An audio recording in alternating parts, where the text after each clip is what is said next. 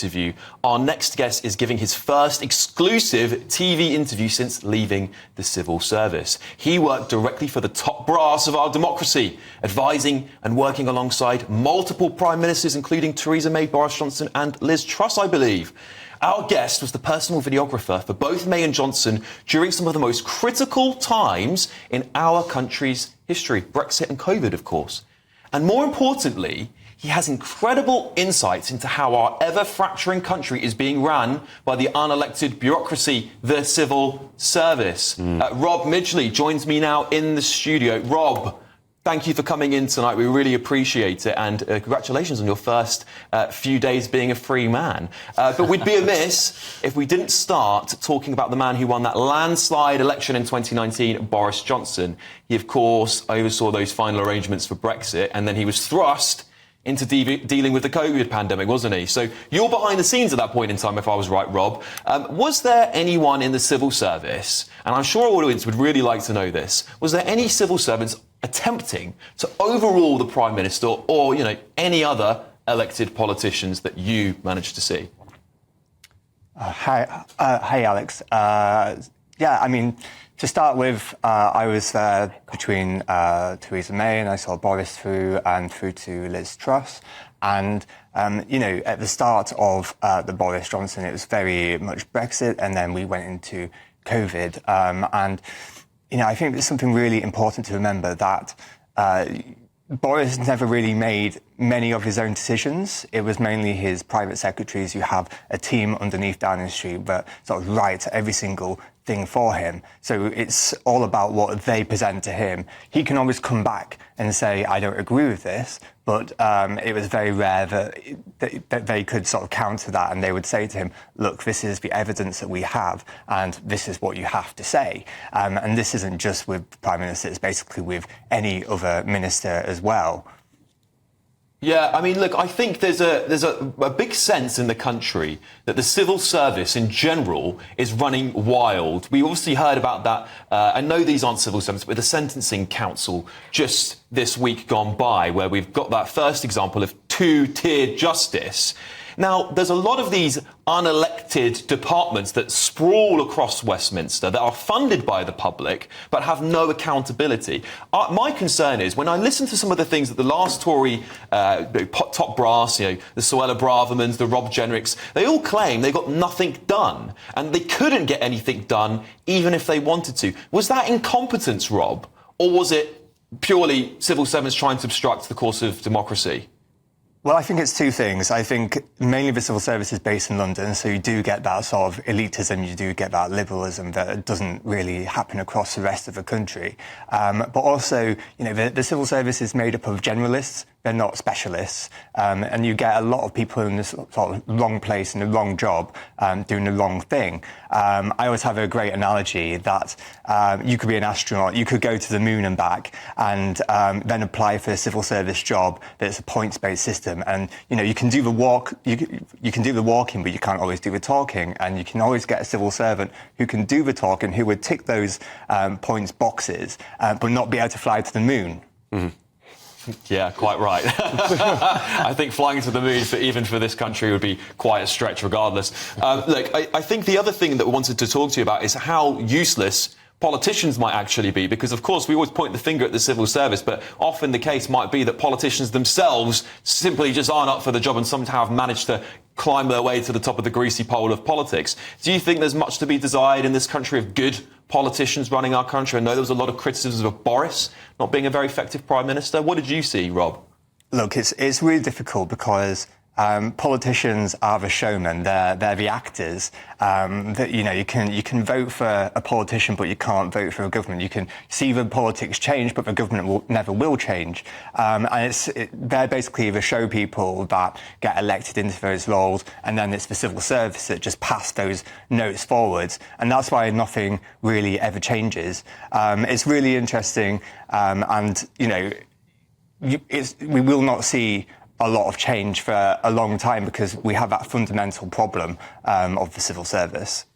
Quite shocking stuff, really. I think that it basically makes our whole democracy look a bit of a sham. Will, I know you had a question, then I know Renee does as well. Will, do you want to fire away? Yeah, it's a question on the notion of change that you just mentioned, Rob. We're seeing in the US that Trump and Elon Musk are making a concerted effort to strip back the size of their bureaucracy, both in terms of spending decisions and reducing unnecessary roles. Do you think there needs to be a DOGE equivalent in the UK? And if so, how could that work? What would that look like? Oh, absolutely. I mean, if you look at the civil service, every single department is like its own country, and that, sorry, not country, company. And so they're all independent from the whole government. So they're going off and doing whatever they want. Meanwhile, you've got number 10 trying to hold it all together. In my point of view now, as a former journalist, and I always think you always look at sort of a newsroom structure when you come down to these things where you have a central part and it's controlled and you've got the different departments around it. But this has been way out of control for so long. I have seen so much government waste all over the place, and it's been absolutely shocking to see where our pounds and our taxes have been going into. Is there any examples you can give us just on the back of that, by the way? It would be really interesting to see, Rob. Is there anything that you saw you're like, I can't believe they're spending money on that? Yeah. I mean, it's endless. I mean, the biggest thing was obviously COVID. COVID was just like an astronomical thing. If you want to know where all the problems that our country is in now, where they came from, you go back to COVID. That one decision of the Prime Minister at the time wanting to lock down the country. You go back to that first week when it was sunny and everyone was in good spirits. Everyone thought it was a bit of a national holiday. But no one talked about money back then. No one questioned, no journalists were questioning how much we were spending to do that. And that led to the government not being able to afford a second lockdown or third lockdown. And that's what led to sort of them. I want to bring in Councillor Matthew here. Yeah, no, so one of the questions I've got is, I mean, politicians, as you said, get the blame. Civil servants are the problem. I mean, we saw the hissy fit they kicked up when Jacob Rees-Mogg asked them to come back into work, for crying out loud. I wanted to ask, what needs to change? What actually can change? How accurate is Yes Minister? Because that's what it seems like. You know, that's a really good question, and I witnessed a lot of things whilst in the civil service. You know, I saw senior civil servants bullying who were just moved out and promoted. I saw civil servants very senior ones who were under performance management. Again, they were promoted out and given very cushy titles and very cushy money. The thing is that, you know, they aren't specialists. They don't know particularly what they're doing. You get a lot of leadership who are sat there, they don't have a clue what their teams do. They don't have their own experience behind that. And that's a huge problem. That means that the people in those teams are very frustrated that their own leadership don't know how to move things forward. And that's kind of part of the problem, because if that's happening across all these different teams, that's adding up to the whole government here.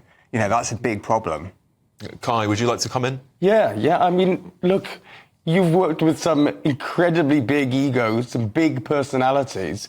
I'd be interested just to hear your thoughts on some of those characters who've shaped British politics. What kind of people are they? And what did you see behind the scenes?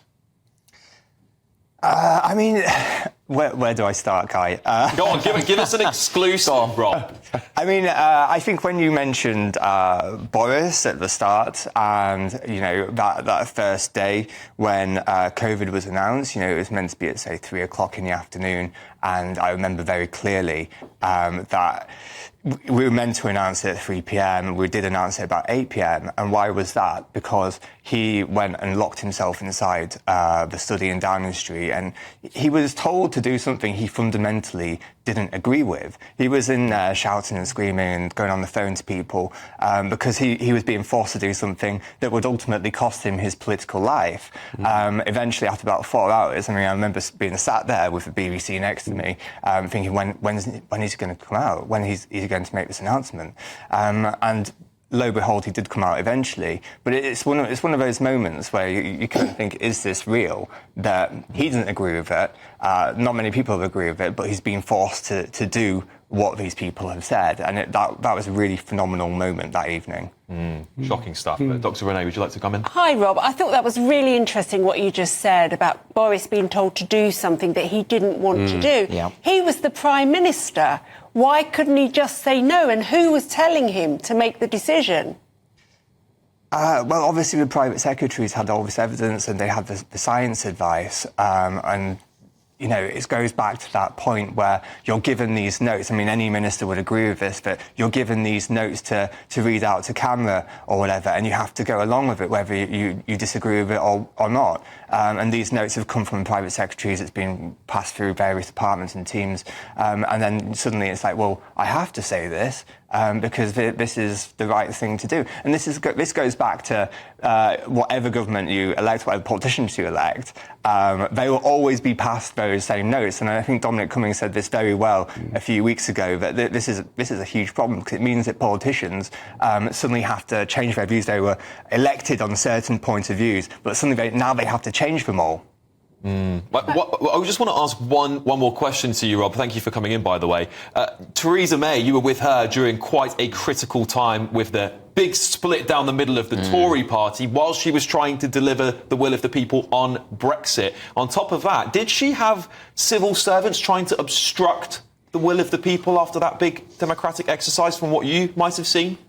Look, I think she had a very tough time in number 10. I think she was surrounded by a lot of Remainers, people who were very much against what she was trying to do.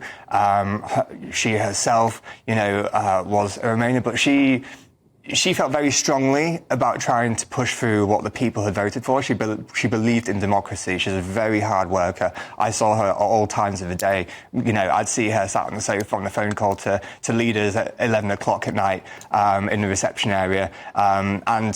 She really did want to try push that through. I think the main thing that she found frustrating in that point was actually Parliament itself. I mean, a lot of time when you're in number 10, you sort of scoff at Parliament and you say, look, that's over there, we're over here, government's doing sort of what it wants. But Parliament really stepped in that time to try and obstruct as much as possible. That was one of the main points. That and the European leaders made it incredibly difficult for her. And I remember being in Brussels all those times where we were put into a room while the other EU27 were having dinner overnight, and they would have dinner from about 8 p.m. We would be locked in a room with no food, no water, and then she would get called at about 4 a.m. and said, right, this is the deal. And we were hungry, we were tired. It was a classic negotiation tactic. And then she was forced to concede a lot of things. And then, lo and behold, we went to a press conference that very morning at 5 a.m. Where she had to announce that dreadful Halloween surprise. Wow.